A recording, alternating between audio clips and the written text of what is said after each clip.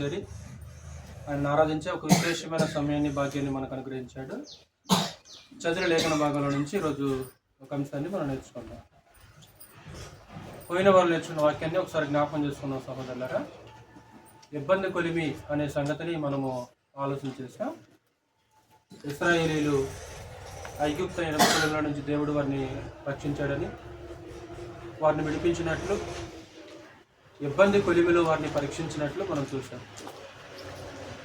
అలాగే అనేక మంది విశ్వాసులని, భక్తులను కూడా దేవుడు ఇబ్బంది కొలిమిలో పరీక్షించినట్లు మనం చూసాం. ఈరోజు ఇక్కడ కూర్చున్న మన విశ్వాసము, మన భక్తి జీవితం కూడా కొలిమిలో పరీక్షించబడుద్ది అనే సంగతులు మనం ఆలోచన చేసాం. కాబట్టి ప్రతి విశ్వాసికి అగ్ని చేత పరమదేవుడు వారి యొక్క విశ్వాసాన్ని ఏం చేస్తుంటాడు? పరీక్షిస్తుంటాడు.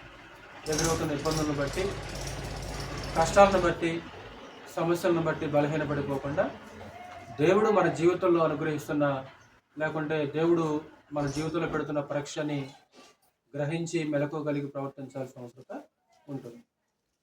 ఈరోజు మరొక పాఠాన్ని మనం నేర్చుకుందాం.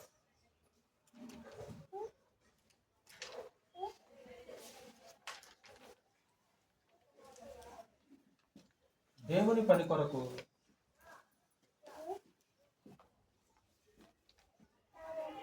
నీ పని ప్రక్కన పెట్టగలవా?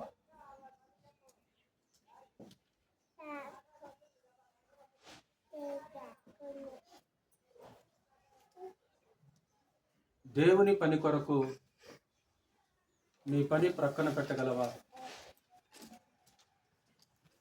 ఈరోజు దేవుని పని ప్రాముఖ్యమైనదా, మన సొంత పని ప్రాముఖ్యమైనదా? ఒకే రోజు దేవుని పని ఉంది, అదే రోజు మనకు పని ఉంది. ఏ పని చేస్తావు నువ్వు? ఏ పనిలో నువ్వు పాల్గొంటావు? ఏ పనికి నువ్వు ప్రాముఖ్యత ఇస్తావు? గ్రంథాన్ని పరిశీలిస్తే మన సొంత పనుల కంటే దేవుని పనికే మనం ప్రాముఖ్యత ఇవ్వాల్సిన అవసరం ఉంది. అవసరమైతే దేవుని పని కొరకు మన పనులు ఆపుకోవాలి. దేవుని పని కొరకు మన పని పక్కన పెట్టాలి. బైబిల్లో అలాంటి విశ్వాసులు ఎక్కడన్నా కనిపిస్తారా మనకి? దేవుని పని కొరకు తమ సొంత పనులన్నింటినీ ఆపుకొని పనిలో ప్రయాసపడ్డ విశ్వాసులు మనకి ఎవరన్నా గ్రంథంలో కనిపిస్తారా? ఈరోజు ఇక్కడ కూర్చున్న నీకు నాకు ఏ పని ప్రాముఖ్యమైనది?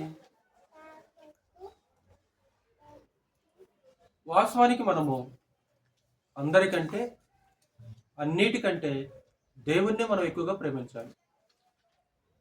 దేవునికే మనం మొట్టమొదటి స్థానము ఇవ్వాలి. అన్నిటికంటే, అందరికంటే. అందరూ అంటే అది కుటుంబ సభ్యులు కావచ్చు, ప్రాణమిత్రులు కావచ్చు, చివరికి మన దేహం కావచ్చు, మన ప్రాణం కావచ్చు. మన దేహం కంటే, ప్రాణము కంటే, కుటుంబం కంటే. కాబట్టి మనుషులందరికంటే దేవుని ఎక్కువగా ప్రేమించాలి. అలాగే అన్నిటికంటే కూడా దేవుని ఎక్కువగా ప్రేమించాలి. అంటే ఇప్పటి వరకు, అంటే ఒకసారి వెనక్కి వెళ్తే, ఎప్పుడన్నా నేను దేవుని పని కొరకు నా పని ఆపుకున్నానా? ఒకసారి వెనకెళ్ళి చూడండి. మీ జీవితంలో, మన జీవితంలో ఒకసారి వెనకెళ్ళి చూస్తే, ఇన్ని సంవత్సరాల కాలంలో దేవుని పని కోసం నా పని ఆపుకున్న సందర్భం ఏదైనా ఉందా? దేవుని పని కోసం నా సొంత పనిని పక్కన పెట్టిన రోజు ఎప్పుడన్నా ఉందా? లేదా నా సొంత పనుల కోసము దేవుని పని మానుకున్న సందర్భాలు ఎన్నున్నాయి? అంటే ఒకసారి వెనక్కి వెళ్ళి రెండు ఆలోచించండి ఒకసారి. సరే, గతించింది ఎలాగో గతించింది. కానీ ఇక నుంచి, ఈ రోజు నుంచి మనం ఏం చేయాలంటే, దేవుని పని కొరకు అవసరమైతే మన పని ఏం చేయాలి? పక్కన పెట్టాలి. అది ఈ రోజు నుంచి స్టార్ట్ చేద్దాం. ఒకవేళ గతంలో చేశారా లేదనేది అది మీకే తెలుసు. ఒకవేళ చేయకపోతే చేసే సంతోషం, ఒకవేళ చేయకపోతే ఎప్పటి నుంచి ప్రారంభిద్దాం? ఈ రోజు నుంచి ఏం చేద్దామంటే, ఒకవేళ దేవుని పని ఉన్న రోజు అవసరమైతే మన పని ఆపుకొని మరి దేవుని పనికి వద్దాం. అవసరమైతే మన పని పక్కన పెడదాం. అంటే బైబిల్ అలాంటి విశ్వాసులు ఎవరైనా ఉన్నారనే విషయాలు మనము కొద్దిసేపు ఆలోచించాలి. ఇందులో మొట్టమొదటిగా దేవుని పని చేయుటలో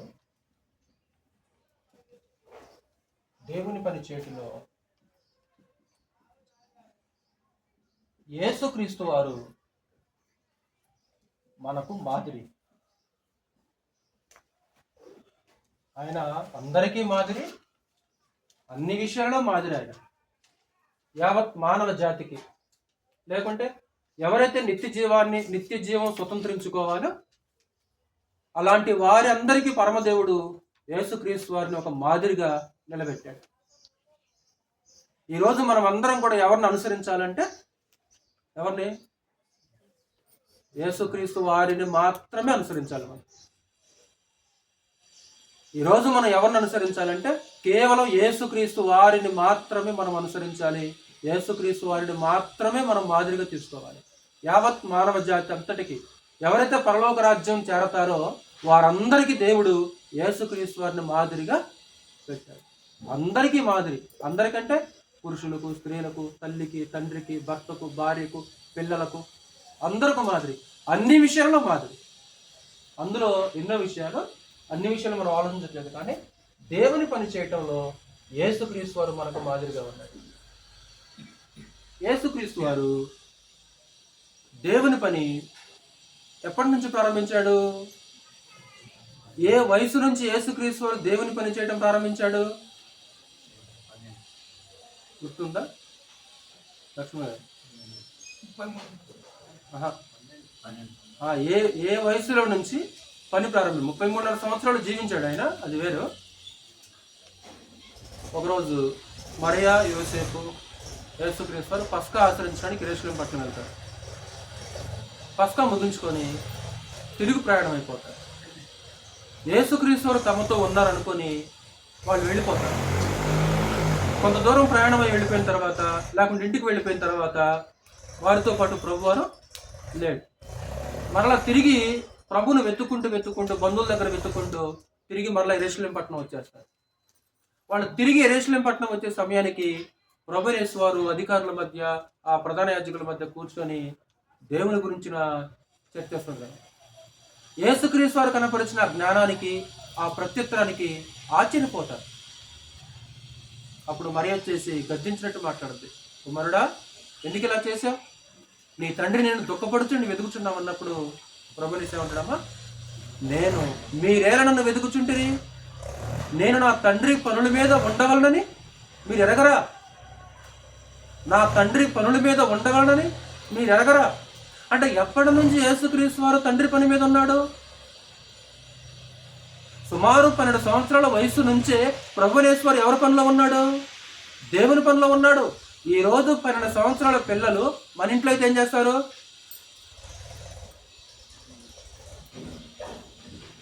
12 సంవత్సరాల పిల్లలు ఈరోజు మన ఇంట్లో ఉన్నారు. మన ఇంట్లో ఉన్న 12 సంవత్సరాల పిల్లలు ఈరోజు ఏం చేస్తారు? కనీసం వారికి ప్రార్థన చేయటం అని వస్తుందా? అంటే చిన్న పిల్లలు కూడా ఎవరు మాదిరి కనిపిస్తున్నారు? మనకి ప్రభు కనిపిస్తున్నాడు. 12 సంవత్సరాల వయసులో నుంచే యేసుక్రీస్తు వారు దేవుని పని చేయటం మనకి చదువు అన్నమాట. లూకా సువార్త 2వ అధ్యాయం.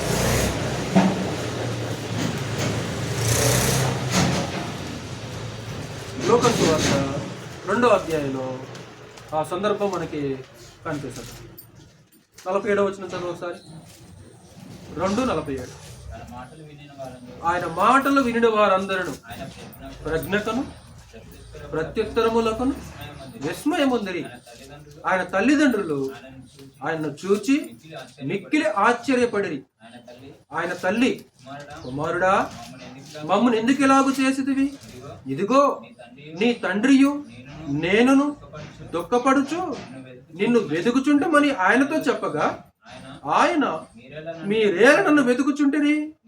నేను నా తండ్రి పనుల మీద ఉండవలని మీరు ఎరగరా? అంటే బాల్యం నుంచే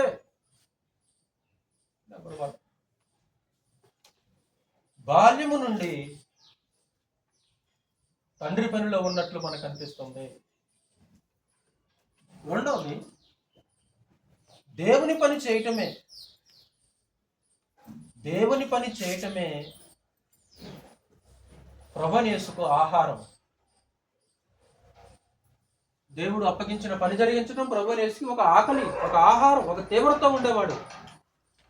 ఈరోజు మనమైతే పని చేసి ఆహారం తింటాం, లేకుంటే పని చేయకపోయినా సరే మనం ఆహారం తింటాం. కానీ యేసుక్రీస్తు వారు ఎలాగుంటాడంటే దేవుని పని చేయటమే యేసుక్రీస్తు వారికి ఒక ఆహారము. యోహాను సువార్త 4వ అధ్యాయం. యోహాను సువార్త 4వ అధ్యాయము సమరీ స్త్రీతో మాట్లాడుతున్న సందర్భంలో మీకు తెలుసు కదా, 4వ అధ్యాయం 31 నుంచి మనం చదివితే, యోహాను సువార్త 4వ అధ్యాయం 31. ఆలోగా శిష్యులు బోధకుడా భోజనము చేయమని ఆయనను వేడుకొనిరి. అందుకైన భుజించుటకు మీకు తెలియని ఆహారము నాకు ఉన్నదని వారితో చెప్పగా, శిష్యులు ఆయన భుజించుటకు ఎవడైనా నేమైనను తెచ్చనేమో అని ఒకరితో ఒకడు చెప్పుకొనిరి. యేసు వారిని చూచి, నంబర్ 1, నన్ను పంపిన వారి చిత్తము నెరవేర్చుటయు ఆయన పని తుదముట్టించుటయు నాకు ఆహారమైనది. పరలోకపు తండ్రి నాకు ఒక పని అప్పచెప్పాడు, ఆ పని జరిగించడమే నాకు ఆహారము. ఎప్పుడన్నా బైబిల్ క్లాస్ రోజు భోజనం ఒక అరగంట లేట్ అయింది అనుకో, 1ంటికి లంచ్ బ్రేక్, 1:30 దాకా 2 గంటల దాకా వాక్యం చెప్తూనే ఉన్నాడు. మనసులో ఎలాంటి ఆలోచనలు ఉంటాయి?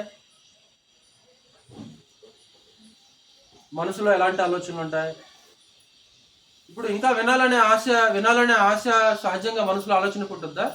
తొందరగా ఎప్పుడు ముగిస్తాడు రా బాబు అనిపిస్తుందా? అంటే రోజు బైబిల్ క్లాస్ జరగదు, రోజేమీ లేట్ కాదు. కానీ ఎప్పుడన్నా ఒకరోజు బైబిల్ క్లాస్ జరిగింది అనుకో, ఆ రోజు లంచ్ బ్రేక్ లేట్ అయిపోయింది. లంచ్ బ్రేక్ లేట్ అయినప్పుడు, దేవుని వాక్యం ప్రకటించబడుతున్నప్పుడు మన ఆలోచనలు ఎలాగుంటాయి? ఎప్పుడు ముగిస్తాడు రా బాబు అనిపిస్తుందా? లేకుంటే ఇంకా శ్రద్ధగా వినాలనిపిస్తుంటుందా? ఒక్కొక్కసారి మనం పనిలో పడి మన సొంత పనులకైతేనేమో అవసరమైతే భోజనం చేయకుండా పనిచేస్తాం. ఉదాహరణకి పల్లెటూరులో కేజీ లెక్క పత్తికి వెళ్తారు. కేజీ లెక్క పత్తికి వెళ్ళారనుకో, ఆ స్త్రీలను చూస్తే ఆశ్చర్యం వేస్తారు అన్నమాట. కనీసం ఆ పొలం యొక్క యజమాని భోజనం తినమన్నా సరే వాళ్ళు తినరు. ఆ ఎండకి ఎండిపోయి సాయంత్రం 4-5 దాకా వాళ్ళు ఏం చేస్తారంటే పని చేస్తూనే ఉంటారు. వాళ్ళు ఎప్పుడో 4-5 గంటలకి భోజనం చేస్తారు. అంటే మన సొంత పనుల్లో పడి మన సొంత పనుల్లో నిమగ్నమైపోతే మనకు ఎలాంటి ఆకలి అనిపించదు. ఎందుకంటే మనకు డబ్బు వస్తుంది కదా, డబ్బు వస్తుంది కాబట్టి మనకి ఎలాంటి ఆకలి అనేది అనిపించదు. ఒకవేళ ఒక రోజు కనుక ఒక అరగంట లేట్ అయిపోయింది అనుకో, ఎలా ఉంటుంది మన మనసు? అంటే ఇక్కడ యేసుక్రీస్తు వారికి ఏది ఆహారము అంటే, ఏ సమయంలో యేసుక్రీస్తు వారు దేవుని పని చేస్తున్నాడు? అది భోజనం చేసే సమయము. ఆ సమయాన్ని ప్రభువైన యేసు వారు నిర్లక్ష్యం చేసి అసలు నా ఆహారం ఏంటంటే తండ్రి పని చేయటమే నాకు ఆహారం. అలాగే నెంబర్ 3, పనిని నిర్లక్ష్యం చేయలేదు ప్రభువైన యేసు వారు. పనిని నిర్లక్ష్యము చేయలేదు. అందుకు ప్రభువైన యేసు వారు ఏం చేశారంటే పెందలకన్నా లేచి దేవుని పనిలో ఉండేవాడు. యోహాను సువార్త 8వ అధ్యాయం చూడు ఒకసారి. పెందలకన్నా లేచి యేసుక్రీస్తు వారు దేవుని పనిలో ఉండేవాడు. 8వ అధ్యాయము 1వ వచనం. యేసు ఒలీవల కొండకు వెళ్ళెను. తెల్లవారగానే యేసు తిరిగి దేవాలయములోనికి రాగా ప్రజలందరూ ఆయన యొద్దకు వచ్చిరి. కనుక ఆయన కూర్చుండి వారికి బోధించుచుండెను. అంటే రాత్రి అయితేనేమో ఒలీవ కొండకు వెళ్ళి ప్రార్థన చేయటం, ఉదయం కాగానే దేవుని యొక్క పని చేయటం, అంటే దేవుని గురించిన వాక్యాన్ని ప్రకటించడం. రాత్రి ప్రార్థన చేయటం, పగలు వాక్యం ప్రకటించడం. రాత్రి ప్రార్థన చేయటం, పగలు వాక్యం ప్రకటించడం. ప్రభువైన యేసు యొక్క డైరీ అలాగుంటుంది. మన డైరీ ఎలాగుంటుంది? పగలు పని చేయటము, రాత్రి నిద్రపోవటం. పగలు పని చేయటము, రాత్రి నిద్రపోవటం. ఒకవేళ ఇంటికాడ ఉన్నామనుకో, పగలు నిద్రపోతుంటాం, రాత్రి నిద్రపోతుంటాం. కనీసం దేవుని పని చేసే సమయం కూడా మన జీవితంలో ఉండటం లేదు. అంటే యేసుక్రీస్తు వారు దేవుని పని నిర్లక్ష్యం చేయకుండా ఉదయాన్నే పెందల కన్నా లేచి దేవుని యొక్క వాక్యాన్ని ప్రకటించడం మనం చూడొచ్చు. ఒకరోజు తన జీవిత కాలంలో ఏం జరిగిందంటే ఆ పనిని సంపూర్తి చేశాడు. పనిని సంపూర్తి చేసినట్లు మనం చూడవచ్చు. 17వ అధ్యాయము 4వ వచనం అక్కడనే. 17వ అధ్యాయము 4వ వచనం సార్. పని మిగిల్చాడా, సంపూర్ణంగా ముగించాడా? చేయుటకు నీవు నాకు ఇచ్చిన పని నేను సంపూర్ణముగా నెరవేర్చి భూమి మీద నిన్ను మహిమపరిచితిని. చేయుటకు నీవు నాకు ఇచ్చిన పని సంపూర్ణంగా నెరవేర్చి అంటే పరలోకపు తండ్రి ఏ పని అప్పగించాడో ఆ పని చేయటంలో ప్రభునేశ్వరు సంపూర్ణంగా జరిగించాడు. కొదువు ఉంచలేదు. అంటే కొద్దిగా సగం సగం పని చేయలేదు. సగం సగం పని చేయకుండా ఏ పని అప్పగించాడో ఆ పనిని ఏం చేశాడంటాక సంపూర్ణంగా జరిగించాడు. పని ఏ మాత్రం కూడా మిగల్చలేదు. కాబట్టి దేవుని పని చేయటంలో యేసుక్రీస్తు వారు మనకు మాదిరిగా ఉన్నాడు తమ్ముడు. 2, మనకు పని నియమించబడింది. మనకు పని నియమించబడింది.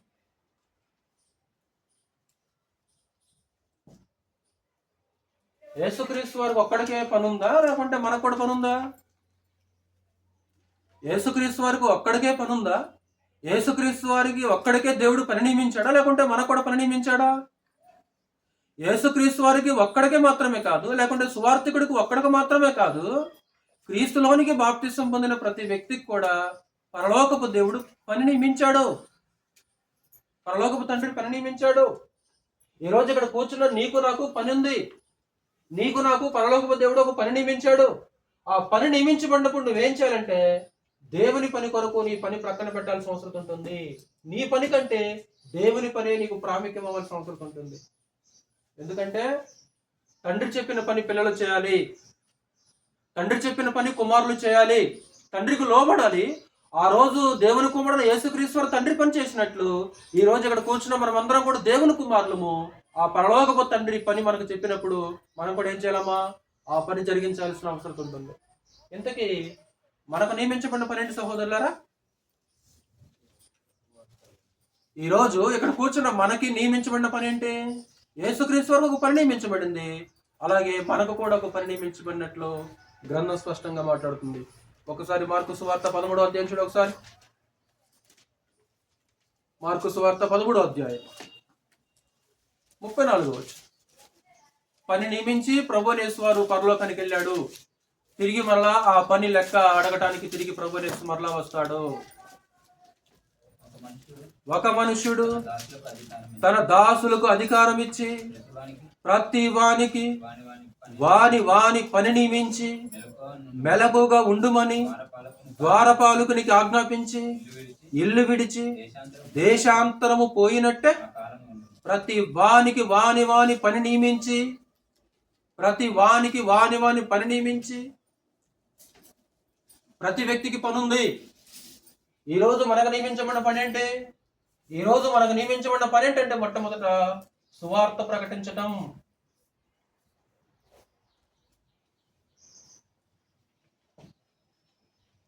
సువార్త ప్రకటించడం దేవుడు నియమించిన పని. దేవుని పక్షాన్ని నిలబడి దేవుని గురించి ప్రకటించడం దేవుని పని. సువార్త ప్రకటించడాన్ని ప్రభు పని అన్నాడు. ఎవరైతే సువార్త ప్రకటిస్తుంటారో సువార్త ప్రకటించే వాళ్ళు ప్రభు పని చేస్తున్నారు. సువార్త ప్రకటించే వాళ్ళు దేవుని పని చేస్తున్నారు. వాళ్ళు దేవుని పని వారు, వాళ్ళు ప్రభు పని వారు. సువార్త ప్రకటించే వాళ్ళు తమ సొంత పనులు చేసుకోవట్లేదు, తమ కోసం చేసుకోవట్లేదు. మరి ఎవరు పని చేస్తున్నారు? ఎవరి కోసం వాళ్ళు పని చేస్తున్నారు? దేవుని పనివారు వాళ్ళు. దేవుని పక్షాన్ని నిలబడి వాళ్ళు పనిచేసేవాళ్ళు. దాన్ని ఏమన్నంటే పౌలు ప్రభు పని అన్నాడు. అంటే సువార్త ప్రకటించడం ఎవరి పని అంటే ప్రభు పని. ప్రభు అని యేసు యొక్క పని. కొరింథీయులకు రాసిన మొదటి పత్రిక 16వ అధ్యాయము 10వ వచనం చదువు. సువార్త ప్రకటించడం ఎవరి పని అనే విషయాన్ని అక్కడ మాట్లాడుతుంటారు. 16వ అధ్యాయము 10వ వచనం. కొరింథీయులకు రాసిన మొదటి పత్రిక 16వ అధ్యాయం 10వ వచనం. తిమోతి వచ్చిన ఎడల అతడు మీ యొద్ద నిర్భయుడై ఉండునట్లు చూచుకొనుడి. నా వలనే అతడు ప్రభు పని చేయుచున్నాడు. నా వలే అతడు ప్రభు పని చేయుచున్నాడు అంటే పౌలు ప్రభు పని చేస్తున్నాడు. పౌలు వలె తిమోతి కూడా ప్రభు పని చేస్తున్నాడు. అంటే పౌలు చేసే పని ఏంటి? సువార్త ప్రకటించడం. అంటే సువార్త ప్రకటించడం ఎవరి పని? ప్రభు పని. పౌలు ఏ పని చేస్తున్నాడో తిమోతి కూడా అదే పని చేస్తున్నాడు. అయితే ఈ సువార్త ప్రకటించడం అనే పని కేవలం యేసుక్రీస్తు వరకు నియమించబడిందా, లేకుంటే అపోస్తులకు నియమించబడిందా, లేకుంటే కేవలం సువార్తికుడిగా నియమించబడిందా? అంటే ఈ సువార్త ప్రకటించడం అనేది కేవలం యేసుక్రీస్తు పని కాదు, లేకుంటే అపోస్తుల యొక్క పని కాదు, లేకుంటే సువార్తికుడి పని కాదు. ఈ సువార్త ప్రకటించడం అనే పని ఎవరిదంటే కేవలం ఒక్కలది ఇద్దరిది కాదు. ఈ పని ఎవరిది? వెంకన్న, ఎవరిది పని? నాదా నీదా? అది వ్యక్తిగతంగా నాది కాదు, వ్యక్తిగతంగా అది నీది కాదు. ఈ పని ఎవరిదంటే ఈ పని మనందరిది. ఈ పని మనందరిది. క్రీస్తు యొక్క రక్తం చేత కడగబడి విమోచించబడిన ప్రతి మనిషి కూడా ప్రభు పని చేయాలి. క్రీస్తు చేత విమోచించబడిన ప్రతి మనిషి కూడా ప్రభు పని చేయాలి. ప్రభు గురించి ప్రకటించాలి, దేవుని గురించి ప్రకటించాలి. అసలు చీకట్లో నుంచి వెలుగులోనికి పిలిచింది ఎందుకు దేవుడు? ఎందుకు పిలిచాడు సార్? ఒకప్పుడు మనం చీకట్లో ఉన్నాం, ఒకప్పుడు అంధకారంలో ఉన్న మనము, చీకట్లో ఉన్న మనల్ని వెలుగులోనికి పిలిచింది ఎందుకు? పిలుపు ఉద్దేశం ఒకటి ఉంది. పిలుపు ఉద్దేశాన్ని మనం మర్చిపోయాం. ఎందుకు పిలిచాడు దేవుడు? తన కుమారుని సహవాసమునకు మిమ్మల్ని పిలిచిన దేవుడు నమ్మదగిన వాడు. అంటే పిలుపుకి అనేక కారణాలు ఉన్నాయి, అంటే పిలుపుకి అనేక ఉద్దేశాలు ఉన్నాయి. అంటే యేసుక్రీస్తు సహవాసానికి పిలిచాడు. రెండోది చీకట్లో నుంచి వెలుగులోనికి పిలిచాడు. ఎందుకు పిలిచాడంటే మిమ్మును పిలిచిన వాని గుణాతిశయములను ప్రచురము చేయ నిమిత్తము. అంటే నిన్నెవరు పిలిచారో, నిన్ను పిలిచిన వాని యొక్క గుణాతిశయాలను నువ్వేం చేయాలి? ప్రచురించాలి. కాబట్టి ఈ పని పలానా వాళ్ళది, ఈ పని పలానా వాళ్ళది కాదు. ఎవరిది పని? సంఘానది. ఎవరిది పని? విమోచించబడిన ప్రతి మనిషిది. ఎవరిది పని? చీకట్లో నుంచి వెలుగులోనికి పిలువబడిన ప్రతి మనిషిది. చీకట్లో నుంచి వెలుగులోనికి పిలువబడిన ప్రతి మనిషి పని ఏంటంటే సువార్త ప్రకటించడం. అందుకే పరిశుద్ధులకి ఒక్కసారి అప్పగించబడిన బోధ నిమిత్తము పోరాడండి. ఈ బోధ కేవలం సువార్తికుడికి అప్పగించబడలేదు. ఈ బోధ కేవలం యేసుక్రీస్తుకు ఒక్కడికి మాత్రం అప్పగించబడలేదు. ఆ రోజు యేసుక్రీస్తుకి, తర్వాత అపోస్తులకి, అపోస్తుల దగ్గర నుంచి సంఘానికి అప్పగించబడింది. అంటే ఆ బోధ నిమిత్తం పోరాల్సింది కేవలం ఒక్కడా, అందరా? ఒక్కడ కాదు. ఒక ప్రాముఖ్యమైన పని తమ్ముడు. ఒక ప్రాముఖ్యమైన పని ఏంటంటే సువార్త ప్రకటించడం ఒక ప్రధానమైన పని. అందరూ పని చేయాలి, అందరూ ప్రకటించాలి. అందరూ ప్రకటిస్తున్నప్పుడు, అందరూ పనిచేస్తున్నప్పుడు అద్భుతంగా అది అభివృద్ధి చెందే అవకాశం ఉంటుంది స్థానిక సంఘం. అందరూ విశ్వాస పక్షమున పోరాడండి అని మాట్లాడుతున్నాడు అపోస్తలుడైన పౌలు. అందరూ పోరాడండి. చదువుదాం ఆ మాట, మీకు తెలిసిన మాట ఒకసారి మళ్ళీ చదువుదాం. ఫిలిప్పీయులకు రాసిన పత్రిక 1వ అధ్యాయం చూడు ఒకసారి. ఫిలిప్పీయులకు రాసిన పత్రిక 1వ అధ్యాయం 27వ వచనం చదువు ఒకసారి. 1:27లో ఎంతమంది పోరాడాలని మాట్లాడుతుంటాడు? నేను వచ్చి మిమ్మల్ని చూచినను రాకపోయినను ఏ విషయములోను ఎదిరించు వారికి బెదరక అందరూ ఒక్క భావముతో సువార్త విశ్వాస పక్షమున పోరాడుచు. అందరా కొందరా? రాజు, అందరా కొందరా? అందరూ ఒక్క భావముతో సువార్త విశ్వాస పక్షమున పోరాడుచు. అక్కడ యోధా మాట్లాడాడు, ఇక్కడ పౌలు మాట్లాడుతున్నాడు. మీరు పోరాడండి. ఏం పోరాడాలంటే సువార్త పక్షాన పోరాడండి. ఈరోజు ఇక్కడ కూర్చున్న మన స్థానిక సంఘము నిజంగా బోధ నిమిత్తం పోరాడుతున్న సహోదరులారా? తమ్ముడు శ్రీకాంత్, ఒకసారి మా ఆలోచించండి. ఈరోజు ఇక్కడ కూర్చున్న మన స్థానిక సంఘము సువార్త నిమిత్తం పోరాడుతుందా? బోధ నిమిత్తం పోరాడుతుందా? సువార్త ప్రకటించే పనిలో స్థానిక సంఘం నిమగ్నమై ఉందా? అన్నీ అసలు జగత్తు పునాదికి ముందు దేవుని ఉద్దేశం ఏంటంటే సంఘము ద్వారా తన యొక్క నానా విధమైన జ్ఞానము తెలియజేయబడాలి. ఎవరికి? ఒక ప్రధానమైన పని. ఇది ఒక వ్యక్తిది కాదు. ఇది ఇప్పుడు పౌలు ఒక్కడే ప్రయాసపడ్డా? పౌలు కాలంలో కూడా పౌలుకి అనేక మంది సహకరించారా? ఫిలిప్పీ పత్రికలో మాట్లాడుతూ ఆ సహకారుల పేర్లు జీవ గ్రంథమందు రాయబడి ఉన్నది. అంటే పౌలు సువార్త ప్రకటిస్తున్నప్పుడు అనేక మంది స్త్రీలు పౌలుకి ఏం చేశారు? సహకారులుగా ఉన్నారు. పౌలు సువార్త పని చేసినప్పుడు సువార్త పనులు సహకారులుగా ఉన్నారు. సువార్త పనులు సహకారులుగా ఉంటే ఆటోమేటిక్గా నువ్వు సువార్తని ప్రకటించినట్లే.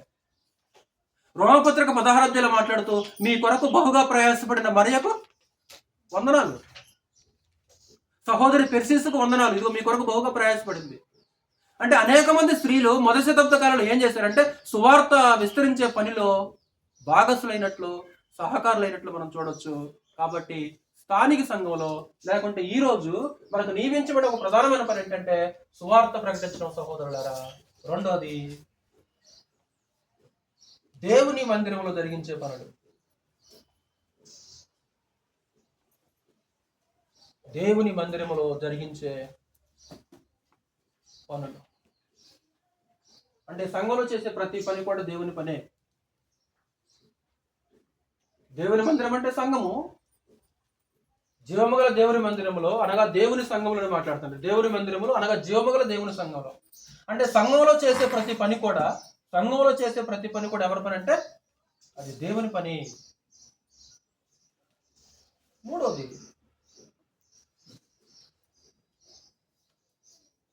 నీకున్న వరమును ఉపయోగించడము దేవుని పని. ఒకటి సువార్త ప్రకటించడం దేవుని పని. రెండు స్థానిక సంఘంలో చేసే ప్రతి పని దేవుని పని. మూడు నీకున్న వరమును ఉపయోగించడం కూడా దేవుని పనే. నీకున్న వరం అంటే నీకున్న వరాన్ని ఉపయోగించావనుకో అప్పుడు నువ్వు దేవుని పని చేస్తున్నావు, నువ్వు ప్రభు పని చేస్తున్నావు. దేవుడు కృపతోటి వరాలు ఇస్తాడక. ప్రతి మనిషికి ఉంటుంది ఒక వరం. నాకు వరము లేదు అనేవాళ్ళు ఉండరు. ప్రతి మనిషికి ఒక వరం ఉంటుంది. దేవుడు నీకు ఏ వరం ఇచ్చాడో ఆ వరాన్ని దేవుని కోసం ప్రభు కోసం ఉపయోగించావనుకో నువ్వు ఎవరు పని చేస్తున్నావు? వరము. అది కృపతో ఇచ్చే వరము. అందుకే దాన్ని ఏమన్నంటే కృపా వరము అన్నాడు. అంటే దేవుడు కృప చేత తన పిల్లలకు కొన్ని వరాలు ఇస్తాడు. దాని కృపావరం అంటారు. ఆ వరము చొప్పున ప్రతి మనిషి ఏం చేయాలరా? పని చేయాలి. సహోదరులారా, ఇక్కడ కూర్చున్న నీకు దేవుడిచ్చిన వరం ఏంటి? మీకు తెలిసిన మాటలే కదా. రోమిలికి రాసిన పత్రిక 12వ అధ్యాయం. ఎన్నోసార్లు చదువుకున్న మాట. సుమారు కొన్ని 10 సార్లు 100 సంఖ్యలో సార్లు చదువుకుంటా వచ్చినట్టు. 6వ వచనం. మనకు అనుగ్రహింపబడిన కృప చొప్పున వేరు వేరు కృపావరములు కలిగిన వారమై ఉన్నాము. వేరు వేరు కృపావరములు. అందరికీ ఒకే వరం ఉండదు. వేరు వేరు కృపావరములు కలిగిన వారమై ఉన్నాం. వేరు వేరు. నాకున్న వరం వేరే, మీకున్న వరం వేరే. అవి అందుకే కృపావరములు అన్నాడు. గనుక 7 చెప్పాడు కదా అక్కడ. ప్రవచన వరం అయితే విశ్వాస పరిమాణము చొప్పున ప్రవచింతము, పరిచర్య అయితే పరిచర్యలోను, బోధించువాడైతే బోధించుట్లోను, హెచ్చరించువాడైతే హెచ్చరించుట్లోను పని కలిగి ఉందము. పని పని ఏది పని? ఇంకన్నా ఏది పని? పని కలిగి ఉందము. ఏది పని? హెచ్చరించడం పని, బోధించడం పని, పరిచర్య చేయడం పని, ప్రవచించడము పని. అంటే హెచ్చరించడం కూడా ఒక పని. నెక్స్ట్, పంచిపెట్టువాడు శుద్ధ మనసుతోను, పై విచారణ చేయవాడు జాగ్రత్తతోను, కరుణించేవాడు సంతోషముతోను పని జరిగింపవలను. అంటే దేవుడు కృపతో నీకు ఇచ్చిన వరాన్ని ఉపయోగించటము అది పని చేస్తున్నట్లు.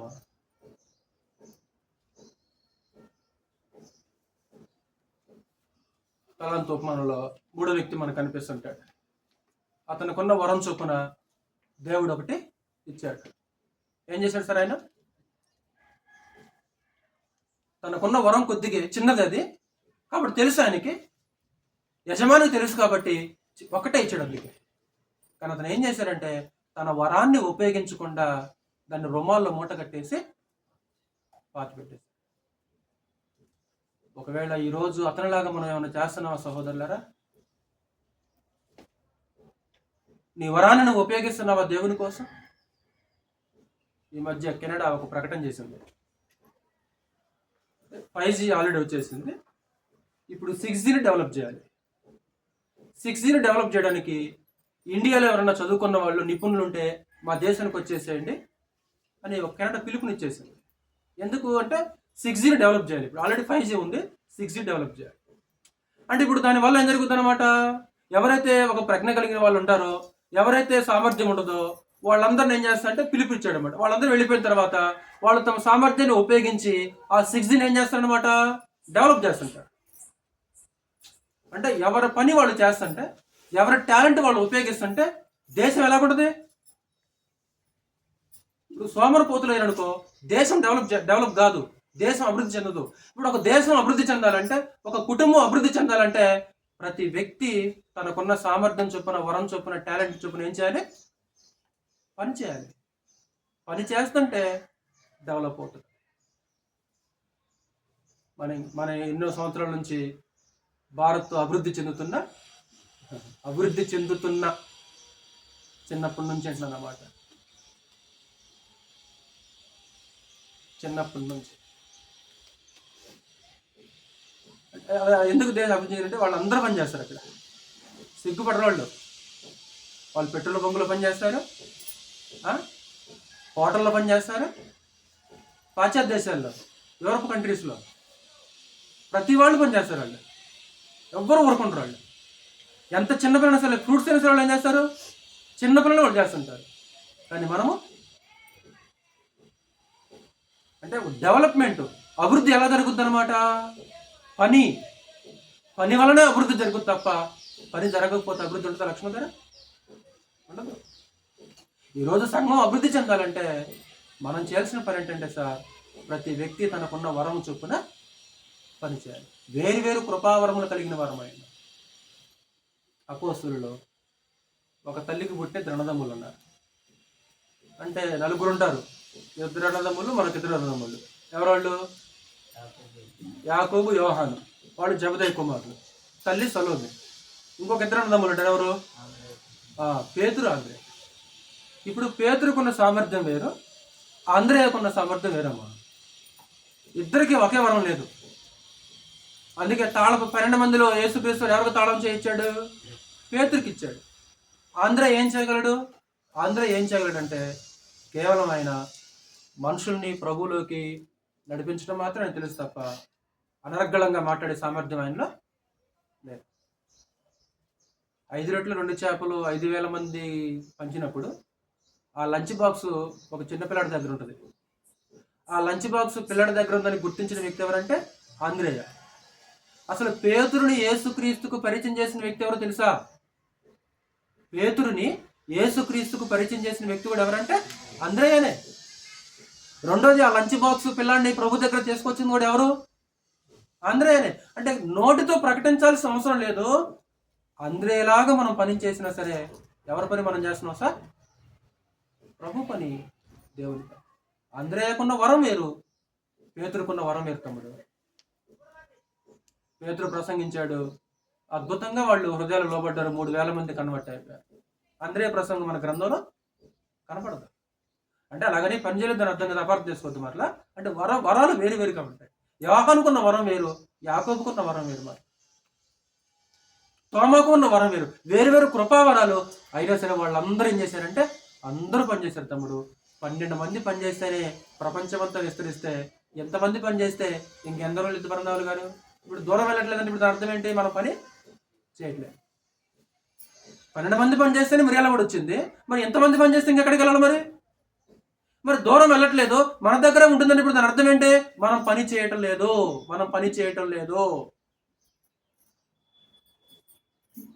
మరి పని నియమించబడిందా రాజు?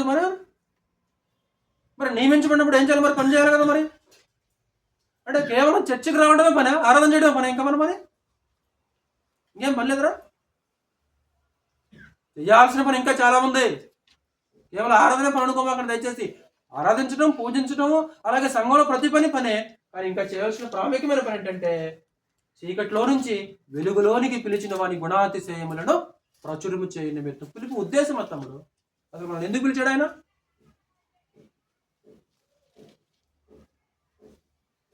కాబట్టి ప్రభుని యేసుకు పరిణమించబడినట్లు ఈరోజు ఇక్కడ కూర్చున్న నీకు నాకు పరిణమించబడింది సహోదరులారా. మనం అందరం పనిచేయాలి. సంఘంలో చేసే ప్రతి పని కూడా పని.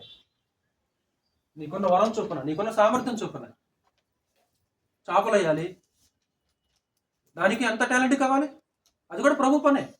బైబిల్ క్లాసులు కూరగాయలు పోయాలి, అది కూడా ప్రభు పనే. ఇప్పుడు దానికి ఎంత సామర్థ్యం కావాలి మరి? భోజనం చేసాక గిన్నెలు కడగాలి, అది కూడా ప్రభు పనే. అంటే స్థానిక సంఘంలో చేసే ప్రతి పని కూడా ఎవరి పనిది? ప్రభు పని. అంటే నేను ప్రభు పని చేస్తున్న ఆలోచనతో మనం పని చేయాలి. నేను చేసే పని ఎవరిదంటే ప్రభుది, నేను చేసే పని దేవుందనే ఉద్దేశంతో మనం చేస్తే మనకు ప్రతిఫలం వస్తుంది. పని చేస్తేనే జీతమా, పని చేయకుండా జీతం తీసుకుంటారు లక్ష్మణ్ గారు మీరు, పరనాలు గారు మీరండి. మరి భవిష్యత్తులో మనం కూడా జీతం తీసుకున్నాం వెంకన్న, ఏం చేయాలి మరి? మనకు జీతం ఉందా తమ్ముడు? భవిష్యత్తులో బహుమానం ఉందా? జీతం ఉంది. ఇప్పుడు ఆ జీతం భవిష్యత్తులో ప్రభు నేసిన వచ్చినప్పుడు తీసుకోవాలంటే మనం ఏం చేయాలి మరి? పని చేయకుండా జీతం ఇస్తున్నా ప్రభు? పని చేయకుండా ప్రభు జీతం వేయడం వరకు ఎవరికి జీతం వేయడు ప్రభు. ఆయన దగ్గర ముఖమాటం పక్షపాతం ఉండదు. ఆయనకి పక్షపాతం లేని ప్రభు. ఆయన పని చేస్తేనే ఒకరోజు భవిష్యత్తులో మనకి జీతం ఉంటుంది. ఆ జీతాన్ని మనం పొందాలంటే ఇప్పుడు మనం ఏం చేయాలి? పని చేయాలి.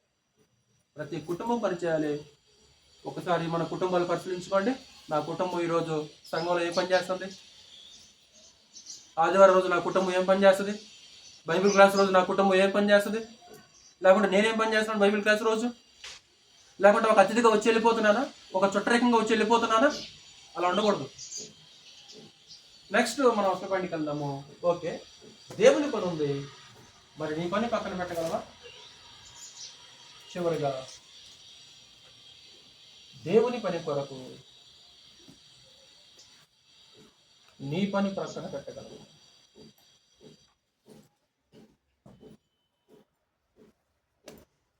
ఒక అద్భుతమైన పాయింట్ ఇది. అంటే మనందరికి తెలిసిన వ్యక్తులు వాళ్ళు, కానీ పోయిన వారంలో స్టడీ చేస్తున్నప్పుడు నాకు ఈ సూత్రం చాలా సంతోషం వేసింది. అంటే ఒక అద్భుతమైన సూత్రం. దేవుని పని కొరకు మన పని ఆపుకోగలవా? మన పని పక్కన పెట్టగలవా? అలాంటి విశ్వాసులు బైబిల్ ఎక్కడన్నా ఉన్నారట. తమ పనులన్నీ పక్కన పెట్టి తమ పని ఆపుకొని దేవుని పని కొరకు వచ్చిన విశ్వాసులు గ్రంథంలో ఎక్కడన్నా ఉన్నారా? వాళ్ళు చేసినప్పుడు ఈరోజు మనం ఎందుకు చేయలేకపోతున్నాం? మనం ఎందుకు మన పనుల మీద మనం ఎక్కువగా మనసు పెడుతున్నాం?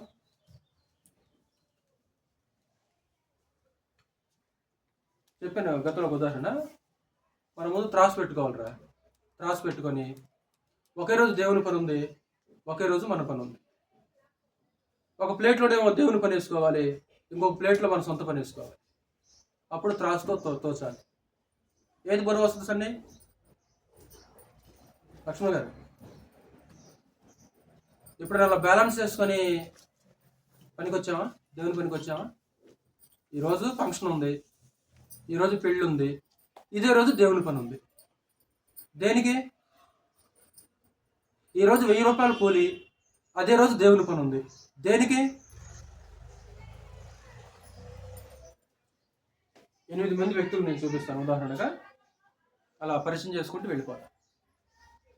దేవుడు మోషేని పిలుస్తున్నప్పుడు మోషే పనిలో ఉన్నాడా, ఖాళీగా ఉన్నాడా? దేవుడు మోషేని పిలిచినప్పుడు మోషే పనిలో ఉన్నాడా, ఖాళీగా ఉన్నాడా? సహోదరులు చెప్పాలి. నెంబర్ 1 మోషే.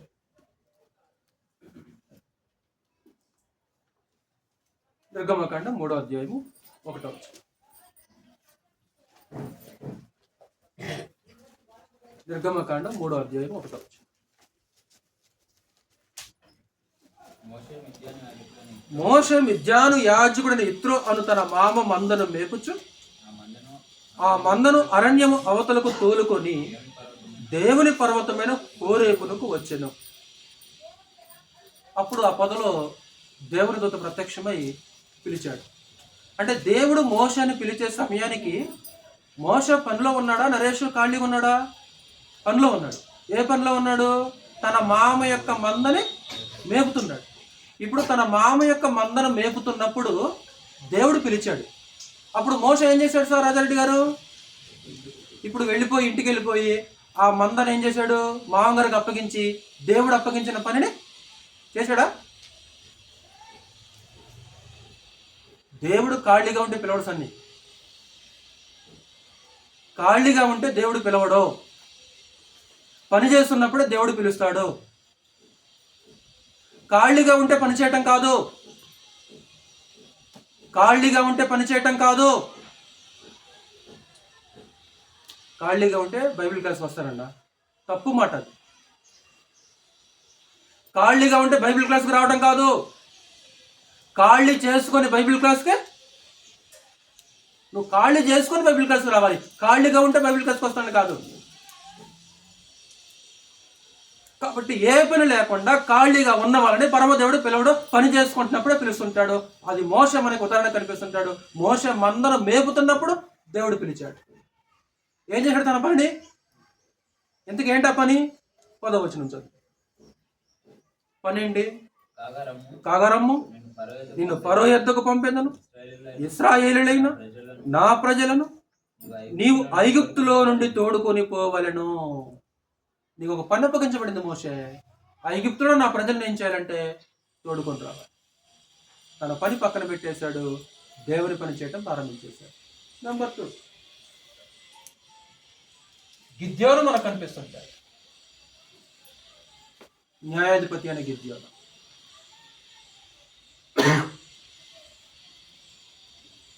సేమ్ దేవుని దూత మోషేని ఎలా పిలిచాడో యెహోవా దూత గిద్యోను దగ్గరకు వచ్చి గిద్యోన్ని పిలిచాడు.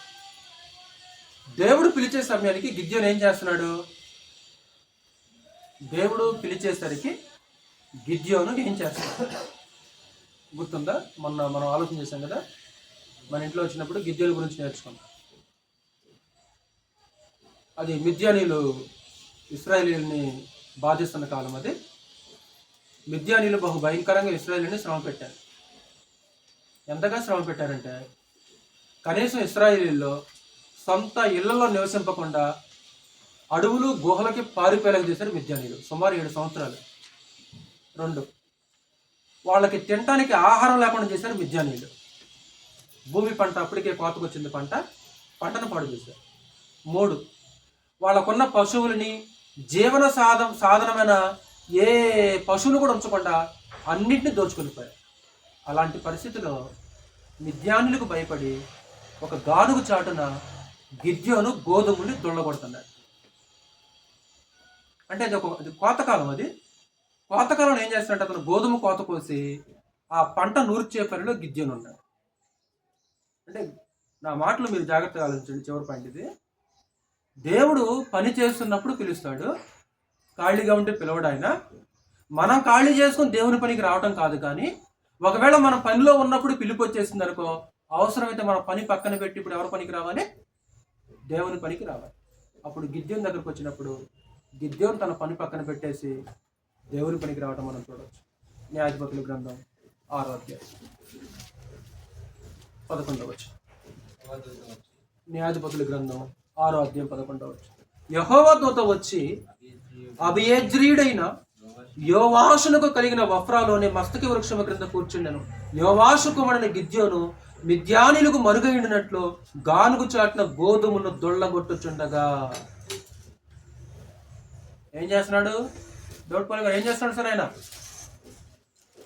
యెహోవా దూత అతనికి కనబడి, పరాక్రమగల బలాఢ్యుడా, యెహోవా నీకు తోడై ఉన్నాడని అతనితో అనగా. 14వ వచనం. అంతటా యెహోవా అతని తట్టు తిరిగి బలము తెచ్చుకొని వెళ్ళి మిద్యానీయుల చేతిలో నుండి ఇశ్రాయేలును రక్షింపుము, నిన్ను పంపిన వాడను నేనే. అంటే దూత ఇక్కడ ప్రత్యక్షమై మోషే ఐగుప్తుల నుంచి ప్రజలను విడిపించంటాడు. ఇక్కడ గిద్యోనుకు ప్రత్యక్షమై నువ్వు మిద్యానీయుల చేతిలో నుంచి ఇశ్రాయేలుని విడిపించు అంటే గిద్యోను పిలిచే సమయానికి గిద్యోను ఏం చేస్తున్నాడు? గోధుమలు దొళ్ళగొట్టుచుండగా. అంటే పనిలో ఉన్నాడా, పని లేకుండా ఖాళీగా ఉన్నాడా?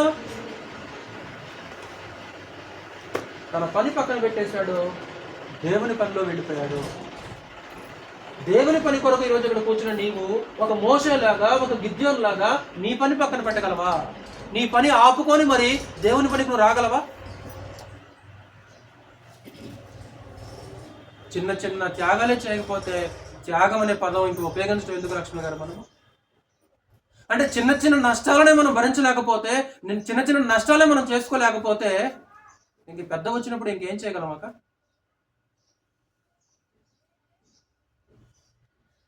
టిఫిన్ తింటాం, లేట్ అయింది, ఆరాధనకు సమయం అవుతుంది అక్క, ఏం చేయాలి? టిఫిన్ చేసి ఆరాధనకు రావాలా? సమయం అయినా సరే స్టవ్ మీద ఉడుకుతుంది అన్నమో కూర, ఆరాధనకు లేట్ అవుతుంది, అక్కడ ఏం చేయాలి మరి? ప్లాన్ చేసుకోవాలి. అలా అంత ప్రాముఖ్యమైన కావది. అవసరమైతే ఆ వంట పని ఏం చేయాలరా? మొన్న మరే గురించి మనం నేర్చుకున్నాం కదా, అమ్మా నువ్వు విస్తారమైన పనుల గురించి విచారం కలిగి ఉన్నావు, మరియ ఉత్తమమైంది ఏర్పాటు చేసుకున్నది. అవసరమైంది ఒకటేనమ్మా మరియ ఉత్తమమైంది ఏర్పాటు చేసుకుంది, అది ఆవిడ యొద్ద నుంచి తీసివేయాలి. నువ్వు విచారం కలిగి ఉన్నావు, అది కాదు అవసరమైంది. అవసరమైంది ఏంటిది మరి? అవసరమైనది మరి ఏర్పాటు చేసుకుంది, ఉత్తమమైనది ఏర్పాటు చేసుకుంది, అది ఆవిడ యొద్ద నుంచి తీసివేయబడే అవకాశము. ఇన్ని ఉన్నా సరే ఆపుకొని వచ్చే విశ్వాసానికి మనం ఎదగాలి రాజు. చాలా చిన్న చిన్న త్యాగాలు ఇవి, చాలా చిన్న చిన్న నష్టాలు ఇవి. ఇది నష్టం కాదు, ఇది ఒకరోజు అదే రోజు 1000 రూపాయల కూలి, కానీ ఆ రోజు దేవుని పని ఉంది, ఒకరోజు నష్టం చేసుకున్నాం అనుకో, దేవుడు ఇవ్వడా రాజు నీకు? మరలా దేవుడు ఇవ్వలేడా నీకు? ఇంకా అపోస్తులు అక్కడ ప్రాణాలు నష్టపోతే ఈరోజు కనీసం ఒక 500 రూపాయలు 1000 రూపాయలు కూడా మనం నష్టపోలేమా? మరొక విశేషమైన వ్యక్తి మనకు కనిపిస్తుంటాడు, దావీదు.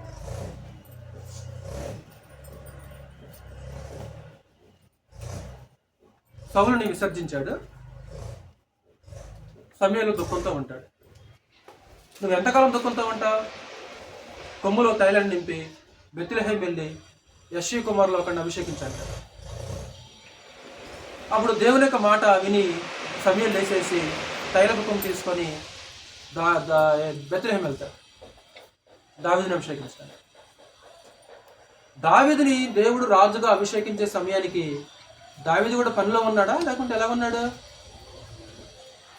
ఫస్ట్ ఆయన పెద్దోడు పిలుస్తాడు, వీడు కాదంటాడు. రెండోవాడు పిలుస్తాడు, అలా 3, 4, 5, 6 అందరూ వచ్చేస్తారు, వీళ్ళు కాదంటాడు. నీకేమైనా ఇంకా కుమారులు ఉన్నారు యెష్షయి అంటే? ఇంకొకడు ఉన్నాడు. ఎక్కడున్నాడు? గొర్రెలు కాస్తాడు, అంటే పనిలో ఉన్నాడు. పిలిపించు.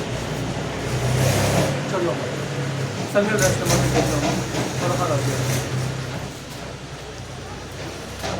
11 నీ కుమారులందరూ ఇక్కడ ఉన్నారా అని యెష్షయిని అడగగా అతడు, ఇంకనూ కడసారి వాడున్నాడు, అయితే వాడు గొర్రెలకు కాయచున్నాడని చెప్పాను. అందుకు సమూయేలు, నీవు వాడిని పిలువనంపించుము. పిలుపు అనే పదం మనకు తరచుగా కనిపిస్తుంది. దేవుడు పిలిచే సమయానికి, దేవుడు అభిషేకించే సమయానికి దావీదు ఏం చేస్తున్నామా? ఇంకొక మంచి మాట చూద్దామా? 78వ కీర్తన చూడండి, అక్కడ చాలా తేటగా మాట్లాడుతుంది. ఆ మాట చదువు ఇంకా ఒకసారి. దేవుడు ఎక్కడి నుంచి పిలిచాడు, ఏం చేస్తున్నప్పుడు దావీదుని పిలిచాడు? 78వ కీర్తన 70వ వచనం చదువు. 78వ కీర్తన 70వ వచనం. తన దాసుడైన దావీదును కోరుకొని గొర్రెల దొడ్లలో నుండి అతన్ని పిలిపించెను. వాడి గొర్రెలను వెంబడించడం మాన్పించి తన ప్రజలైన యాకోబును, తన స్వాస్థ్యమైన ఇశ్రాయేలును మేపుటకై వాడి గొర్రెలు వెంబడించడం మాన్పించి, నువ్వు ఈ పని మానుకో, ఆ పని మానుకో, ఇదిగో నీకు ఒక గొప్ప పని అప్పగించబోతున్నాను. వాడి గొర్రెలు వెంబడించడం మాన్పించి తన ప్రజలను ఇశ్రాయేలును పరిపాలించడానికి దావీదుని పిలిచాడు. ఎక్కడి నుంచి పిలిచారంటామా? గొర్రెల దొడ్ల నుండి. అంటే దేవుడు దావీదు పిలిచే సమయానికి పనిలో ఉన్నాడు. ఆ పని పక్కన పెట్టాడు. వాస్తవాన్ని పని పక్కన పెట్టి ఆ గొర్రెలని మరొక కాపరికి అప్పగించేసి దేవుని తరపున ఎద్దుగోవులు దిగలేదు. తమ్ముడు 17వ అధ్యాయంలో తెలుసుగా మీకు. ఆ యుద్ధ భూమిలో దేవుని తరపున యుద్ధం చేసినట్లు మనం చూడొచ్చు. మరి పని ఏం చేసావా అంటే పని ఒకరికి అప్పగించేసి వచ్చేసాడు. ఈరోజు మన ఆలోచనలు ఎలా ఉన్నాయి స్త్రీలరా? ఈరోజు ఏ పని మనం ప్రాముఖ్యం ఎందుకు ఎంచుకుంటున్నాం? ఖాళీగా ఉంటే దేవుని పని చేస్తావా? తప్పు. ఒకసారి బైబిల్ చదవలేదన్నా కూడా ఒకసారి వినబడే మాట ఏంటంటే ఖాళీ లేక బైబిల్ చదవలేదు అంటే బైబిల్ చదివే సమయం కూడా ఈరోజు మన జీవితంలో అంత బిజీ అయిపోయాము. ఇప్పుడు మనం ఖాళీ చేసుకొని బైబిల్ చదవాలి, ఖాళీ చేసుకొని దేవుని పనికి రావాలి. ఖాళీ లేదు కాబట్టి నేను రాను, ఖాళీ లేదు కాబట్టి నేను బైబిల్ చదవ. ఇప్పుడు ఒక అధ్యాయం 2 అధ్యాయాలు ఎంతసేపు చదవగలవు నువ్వు? ఒక అధ్యాయాన్ని 2 అధ్యాయాలని నువ్వు ఎంతసేపు చదవగలవు? గంటలు చదువుతావు బైబిల్ ఏమన్నా? అంటే కనీసం ఒక అధ్యాయము 2 అధ్యాయాలు చదివే సమయం కూడా ఈరోజు మన జీవితంలో లేదు. అంటే అంత బిజీ అయిపోయాం ఈరోజు. అంటే మన జీవితం అంత బిజీ అయిపోయింది, మనం అంత పనిలో పడిపోయాం మనం ఈరోజు. కనీసం దేవునికి కూడా ఒక పావు గంట సమయాన్ని ఇవ్వలేని పరిస్థితిలో ఉన్నాము మనం.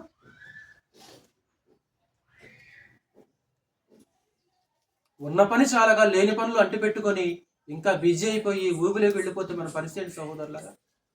పని చేసుకోవద్దని కాదు, పని చేసుకుంటూ నువ్వేం చేయాలంటే దేవుని పనిలో నువ్వు పాల్గొనాల్సిన అవసరత ఉంటుంది.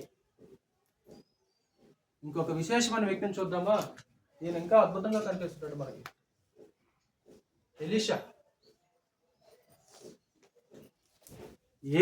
ఎలీషాని పిలిచే సమయానికి ఎలీషా చేస్తున్న పనేంటి సహోదరులారా? చదివారా ఎప్పుడన్నా ఎలీషా గురించి? ఎలీషా ఒక పెద్ద రైతుగా కనిపిస్తాడు తమ్ముడు, ఒక భూస్వామిగా కనిపిస్తుంటాడు ఎలీషా. ఎలీషా దగ్గరకు వచ్చే సమయానికి ఎలీషా చేస్తున్న పని ఏంటంటే పొలంలో 12 అరకలతో దుక్కు దున్నిస్తూ 12వ అరక తానే దున్నుతుంటాడు. ఆ సిచ్యువేషన్లో ఏలియా వచ్చేసి ఏలియా దుప్పటి తీసి ఎలీషా మీద వేస్తాడు. ఎలీషా వెంటనే ఏం చేశాడు తెలుసా డేవిడ్ గారు? అన్నిటిని వదిలిపెట్టేసి విడిచిపెట్టేసి ఏలియాకు పరిచర్య చేయటం ప్రారంభించాడు. ఒక పెద్ద రైతుగా కనపడతాడు. అంటే సుమారు 12 అరకలతో భూమి దున్నుతున్నారంటే ఎంత ఉంటుంది ఆ పొలం?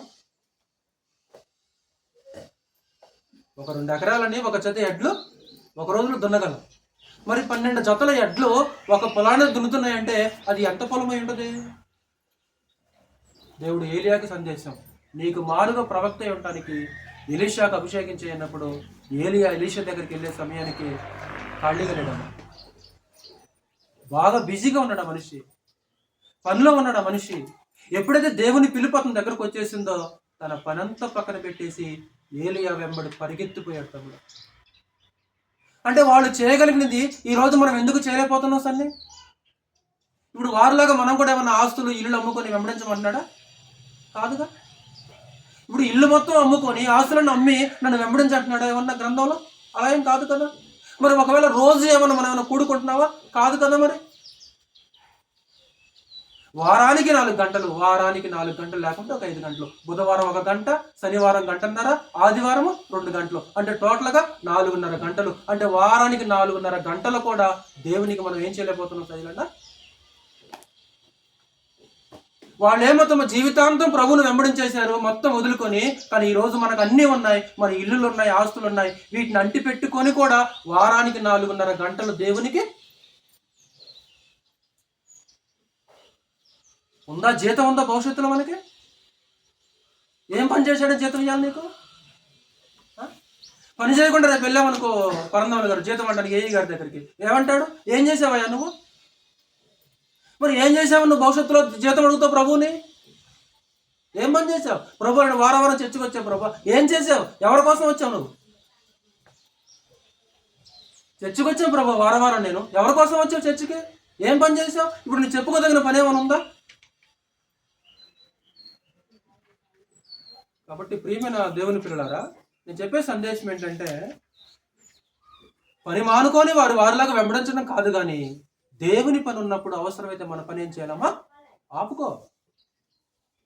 దేవుని పని ఉన్న ప్రతిసారి అది ఈ రోజు నుంచి స్టార్ట్ చేయి. ఒకవేళ గతంలో మనం చేసి ఉండకపోవచ్చు, ఈ రోజు నుంచి ఒకవేళ పలానా రోజు దేవుని పని ఉందనుకో, ఆ రోజు ఏం చేయాలి నరేష్? నీ ఉద్యోగం మానుకోమంటా నిన్ను, నీ వ్యాపారం మానుకోమంటా నిన్ను. నీ ఉద్యోగం మానుకొని, నీ వ్యాపారం మానుకొని, లేకుంటే ఒక ఏదో కుటుంబాన్ని అందరిని విడిచిపెట్టి వెంబడించమంటలా నిన్ను.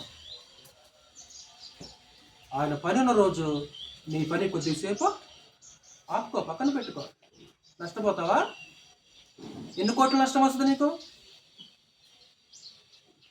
ఇప్పుడు ఒకవేళ నువ్వు నష్టం చేసుకున్నావు అనుకో, దేవుడు ఎంత ఇస్తాడు? ఏమంటాడు ప్రభు? పేతురు మాట్లాడుతూ, ప్రభు మేము సమస్తాన్ని విడిచిపెట్టి నిన్ను వెంబడించాం, మాకేం దొరుకుద్ది అంటే 100 రెట్లు ఏకమందు దొరుకుద్ది. భవిష్యత్తులో కూడా ఎంత? 100. ఒకవేళ నువ్వు ఇక్కడ రూపాయి ఖర్చు చేసావనుకో, నీకు ఎంత ఇస్తాడు భవిష్యత్తులో ప్రభు? 100 ఖర్చు చేసావనుకో ఎంత ఇస్తాడు? అంటే ఆ మాట అంటే నమ్మకం లేదా నీకు? అంటే ప్రభు మాట అంటే నమ్మకం లేదు కాబట్టి ప్రభు కోసం ఏం చేయలేకపోతున్నాం మనం? నమ్మేవా ప్రభు మాటలు మనం?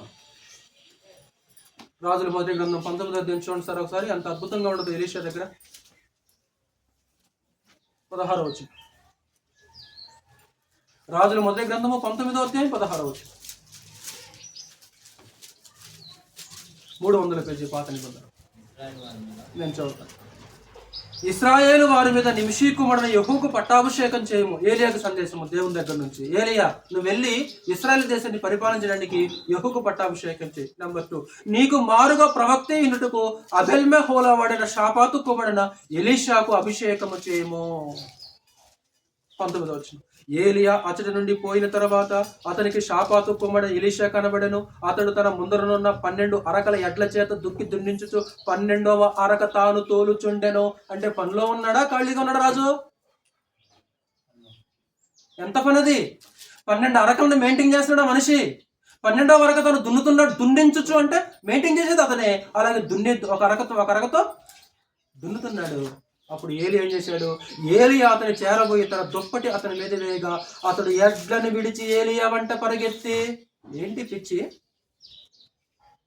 పిచ్చి పట్టింది వాళ్ళకేమన్నా? ఎరగని వాళ్ళకు పిచ్చే. ఎలీషా ఎడ్లను విడిచిపెట్టి ఏలియా వెంట పరిగెత్తి, నేను పోయి నా తల్లిదండ్రులను ముద్దు పెట్టుకొని తిరిగి వచ్చి నిన్ను వెంబడించుదని చెప్పి అతన్ని సెలవడగా అతడు పోయి రమ్ము, నా వల్ల నీకు నిర్బంధం లేదని చెప్పాను. అందుకు అతడు అతన్ని విడిచి వెళ్ళి కాడి ఎడ్లను తీసి వధించి వాటి మాంసమును గొర్తినవుల చేత వంట చేసి జనులకు వడ్డించెను. వారు భోజనము చేసిన తర్వాత అతడు లేచి ఏలియా వెంబడి వెళ్ళి అతనికి ఉపచారము చేయుచుండెను. ఏంటి? 12 ఎడ్లను వధించి ఒక గొప్ప విందు చేశాడంట. ఎందుకు ఈ విందు? దేవుడు నన్ను పిలిచాడు. మనం ఎప్పుడు విందు చేస్తాం? మనకి ఎప్పుడన్నా సంతోషం వేస్తే విందు చేస్తాము. కానీ ఎలీషా ఎప్పుడు విందు చేశాడు? దేవుడు పిలిచినందుకు విందు చేశాడు. ఎన్నెట్లు? ఏలియా వెంబడి పరిగెత్తి ఏలియాని వెంబడించి పరిచర్య చేయడం ప్రారంభించేశాడు. సుమారు కొన్ని సంవత్సరాలు ఎలీషా ఏలియాకు పరిచర్య చేసిన తర్వాత, ఏలియా వెళ్ళిపోయిన తర్వాత ఎలీషా ప్రవక్తగా స్థిరపడ్డాడు. ఖాళీగా ఉన్నాడు రాజు ఆయన. అంటే ఖాళీగా ఉంటే వస్తావు అనుకో. అందరా సుబ్రహ్మణ్యం గారు? అంటే మిమ్మల్ని అడగట్లా నేను, దయచేసి మిమ్మల్ని నేను విమర్శించడానికి నిలబడలేదు నేను. ఒకవేళ ఏదన్నా మన జీవితంలో లోపం ఉందనుకో, దాన్ని మార్చుకోవడానికి. నేను ఎప్పుడన్నా దేవుని పని కోసం నా పని నష్టపోయాను, లేకుంటే దేవుని పని పక్కకు త్రోసి నా పని నేను చేసుకుంటున్నాను. ఆమోసు గ్రంథంలో, ఆమోసు మనకి 66 పుస్తకాల్లో, పాత నిబంధనలో 39 పుస్తకాల్లో ఆమోసు గ్రంథం ఉంటుంది. వాస్తవానికి ఆయన ప్రవక్త కాదు, ప్రారంభంలో ప్రవక్త కాదు. ఆయన ఏం పని చేసేవాడు చెప్తారు ఎవరన్నా సహోదరులు?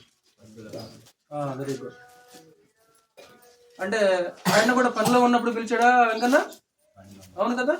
చూడండి ఉదాహరణలు ఎంత అద్భుతంగా ఉన్నాయో. మరి మీకు ఎలాగుందో నాకు తెలియదు, కానీ పోయిన వాళ్ళు ఈ సూత్రం ఆలోచిస్తున్నప్పుడు నాకు చాలా సంతోషం వేస్తుంది. నిజమే కదా, వీళ్ళందరూ పనిలో ఉన్నప్పుడు దేవుడు పిలిచాడు కదా. వీళ్ళందరూ పని ఆపుకొని ఏం చేశారు? వెళ్ళిపోయారు కదా. ఒక మోషే, ఒక గిద్యోను, ఒక దావీదు, ఒక ఎలీషా, ఒక ఆమోసు. అపోస్తులు అయితే తెలుసుగా మనకు. అపోస్తుల గురించి అయితే ఇంకా నువ్వు ఒక్కరోజు పని ఆపుకోలేవా బృందాలు గారు? వాళ్ళేమో అన్నింటినీ విడిచిపెట్టేసి ఈరోజు మనం నెలలో ఒకరోజు బైబిల్ క్లాసు అంటే ఏం చేయలేవు నువ్వు? ఆమోసు గ్రంథం 7వ అధ్యాయము 12వ వచనం. అంటే ఆమోసు ఇక్కడ ప్రకటిస్తున్నందుకు ఈ అమజ్య అనే వ్యక్తి ఆమోసు మీద కోపడతాడు. తీసారా 758వ పేజీ అమ్మా, నేను చదువుతున్నాను. 7వ అధ్యాయం 12వ వచనం. మరియు అమజ్య ఆమోసు ఎట్లన్నాడు, దీర్ఘదర్శి అంటే ఆమోసుతో మాట్లాడుతున్నాడు. దీర్ఘదర్శి తప్పించుకొని యూదా దేశమునకు పారిపోము, అచటనే భత్యము సంపాదించుకొనుము, అచటనే నీ వార్త ప్రకటించుము. బేతేలు రాజు యొక్క ప్రతిష్ఠ స్థలము, రాజధాని పట్టణము ఉన్నందున నీ వెకును దానిలో నీ వార్త ప్రకటన చేయకూడదు. వద్దంటాడు అక్కడ. అబ్బా, అసలు అతనికి స్వీకరించాలి ప్రేమతో. అయ్యా, మేమందరం విగ్రహారాధనలో మునిగిపోయాము, యెరొబోము మమ్మల్ని పాడు చేశాడు, మేమందరం చెడిపోయామయ్యా, మాకు ప్రకటించే అనాల్సింది పోయి ఇతను ఏమంటే, ఇది రాజుగారి పట్టణం, ఇది నువ్వు ఇక్కడ ప్రకటించొద్దు, యూదా దేశానికి వెళ్ళిపో అంటాడు. అప్పుడు ఆమోసు ఏమంటాడు, అందుకు ఆమోసు అమజ్య తిట్టెను, నేను ప్రవక్తనైనను కాను. నెంబర్ 2, ప్రవక్త యొక్క శిష్యుడినైనను కాను, కానీ పశువులు కాపరినై మేడి పండ్లు ఏరుకొని వాడను. అంటే ఆయనకు చిన్న సైడ్ బిజినెస్ ఉందమ్మా. అంటే పశువులు కాస్తున్నాడు, అడవి తీసుకెళ్ళి, అడవిలో మేడి చెట్లు ఉంటాయి, ఆ మేడి పండ్లు కోసుకొని మరలా గ్రామానికి వచ్చి ఏం చేస్తాడు, అమ్ముకొని జీవనం సాగిస్తుంటాడు. పశువులు కాయటం, చిన్న సైడ్ బిజినెస్, ఆ మేడి పండ్లు అమ్ముకోవటం. అంటే ఈ పని చేస్తున్నప్పుడు దేవుడు ఆమోసుని పిలిచాడు. నెక్స్ట్, నా మందను నేను కాచుకొనుచుండగా యెహోవా నన్ను పిలిచి, నీవు పోయి నా జనులకు ఇశ్రాయేలు వారికి ప్రవచనము చెప్పుమని నాతో సెలవిచ్చాను. నేను ఈ పనిలో ఉంటే దేవుడు నన్ను పిలిచాడు, అప్పుడు నేను వచ్చి నీకు ప్రకటిస్తున్నారా బాబు, అంతేగాని నేను ప్రారంభంలో ప్రవక్తను కాదురా బాబు అని మాట్లాడుతున్నాడు. అంటే ఆమోసు కూడా పనిలో ఉన్నాడా, ఖాళీగా ఉన్నాడు తమ్ముడు?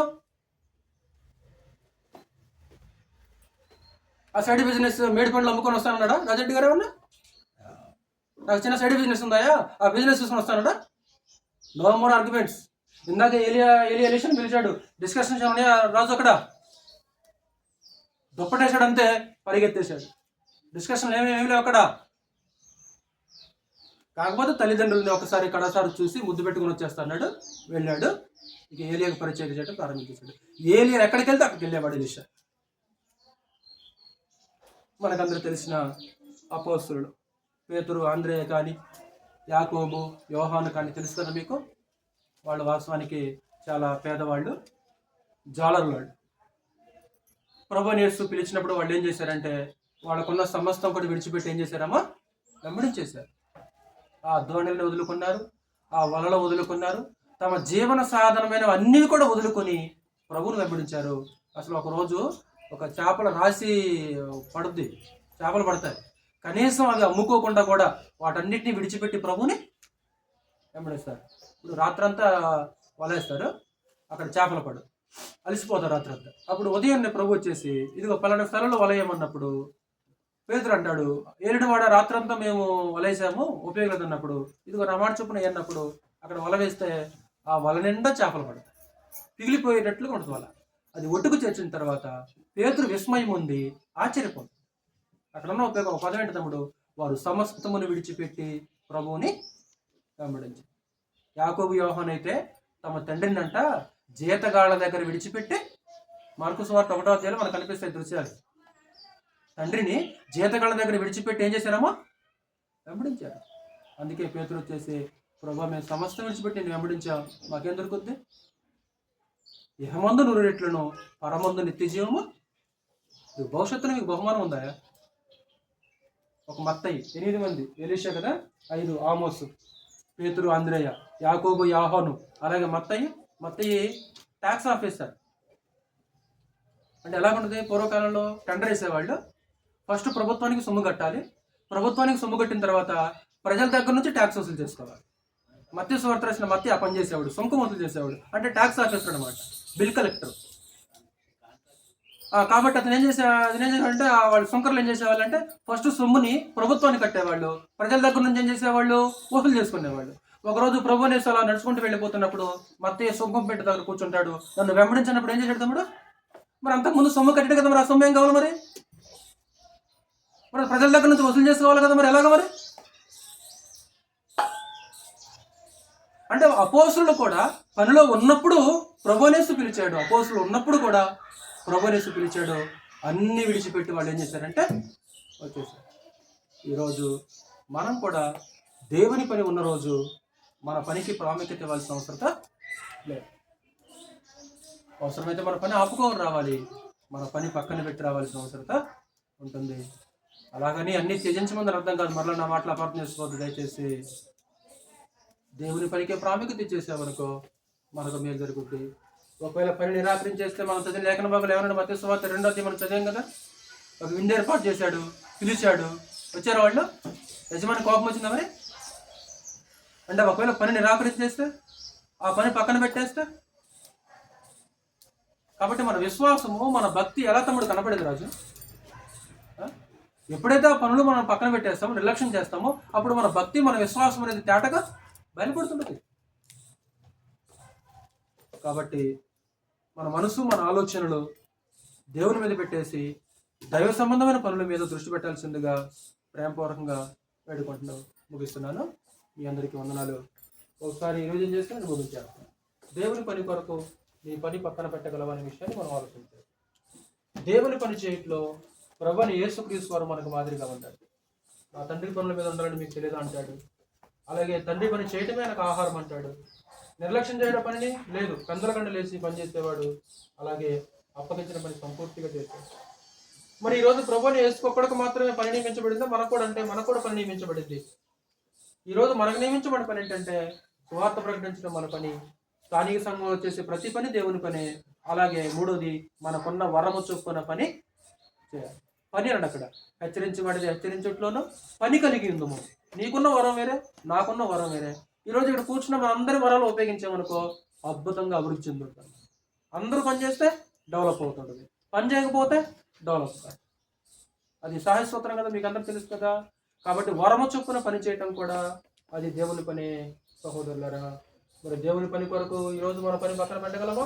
ఒక మోషే, ఒక గిద్యోను, ఒక దావీదు, ఒక ఎలీషా, ఒక ఆమోసు, పేతురు, అంద్రేయ, యాకోబు, యోహాను, అలాగే ఒక మత్తయి, వీళ్ళందరూ ఏం చేశారంటే దేవుడు పిలిచినప్పుడు వాళ్ళ పనులన్నీ పక్కన పెట్టి వాళ్ళ పనులు ఆపుకొని దేవుని పనిలోనికి వెళ్ళిపోయారు. అందుకే ప్రారంభంలో చెప్పాను కదా, త్రాసులో చూసుకోవాలి. రెండింటిని త్రాసులో చూసుకొని దేనికి ప్రాముఖ్యత ఇవ్వాలనేది ఆటోమేటిక్గా మనకే అర్థమవుతుంది. నేను సమాధానం అవసరం లేదు, నా సమాధానం మీ అవసరం లేదు. ఎవరికి వాళ్ళుగా త్రాసు తీసుకొని ఇది ఒకరోజు దేవుని పని ఉంది, ఒకరోజు మన పని ఉంది, బ్యాలెన్స్ చేసుకోవాలి. ఏం చేయాలి? అది మీకే సమాధానం దొరుకుతుంది.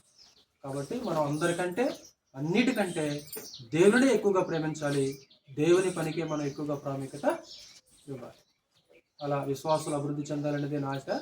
అంతేగాని మిమ్మల్ని ఏదో బెకార్లుగా చేయాలని, లేకుంటే మిమ్మల్ని ఏదో మాటల చేత బాధించి ఇంకేదో చేయాలని నా ఉద్దేశం కాదు. అంటే ప్రభువులాగా మనం అందరం ఏం చేయాలి? రూపాంతరం పొందాలి. ప్రభువులాగా మనం రూపాంతరం పొందాలి. మనం ఎదగాలి, ఇంకా పొరుగెత్తాలి, సంఘం అభివృద్ధి చెందాలన్నమాట. పౌలు ఏమంటారంటే, ఒక మాట అంటాడు పౌలు అగ్రిప్పతోటి అక్కడ మాట్లాడుతున్నప్పుడు, ఈ బంధకాలు తప్ప, అంటే అప్పుడు సంఖ్యలతో ఉంటాడు ఆయన, సంఖ్యలతో ఉన్నప్పుడు ఆయన ఒక మాట అంటాడు, ఈ బంధకాలు తప్ప అందరూ నావలే ఉండకూరుచున్నాను. ఈ సంఖ్యలు మీకు ఉండకూడదు. ఈ సంఖ్యలు తప్ప అందరూ ఎలా ఉండాలి? మీరు నాలాగా ఉండాలి. నేను క్రీస్తుని పోలి నడుచుకున్న ప్రకారము మీరు కూడా ఏం చేయాలి? నన్ను పోలి నడుచుకుంటాను. అంతే, పరిగెత్తాలని మీరు ఎదగాలన్నమాట. అందుకే మాట ఒకవేళ కఠినంగా మాట్లాడినా సరే మిమ్మల్ని ఏదో చేయడానికి కాదు, దురుద్దేశంతో మాట్లాడుతున్న మాటలే కాదు. ఇది టార్గెట్ చేసే మాటలు. అసలు టార్గెట్ చేసే ప్రసంగాలు అనేవి నా డిక్షనరీలో ఉండవు. అసలు ఆలోచన నాకు ఉండనే ఉండదు అనమాట. ఒకవేళ ఏదైనా తప్పు జరిగిందంటే లేఖనానుసారంగా ఆ సబ్జెక్ట్ తయారు చేసి చెప్తాను తప్ప టార్గెట్ చేసి మాట్లాడటం కానీ ఎవరిని విమర్శించి తీర్పు తీర్చడం నా ఉద్దేశము కానే కాదు. దయచేసి సందేశాలను ప్రేమతో స్వీకరించండి. విలువైన సందేశం నేను తెలియజేస్తాను. ఇంకా నేర్చుకొని అన్ని విషయాల్లో మనం వాక్యానుసారంగా జీవితాలు కొనసాగిద్దాం. మీ అందరికీ కూడా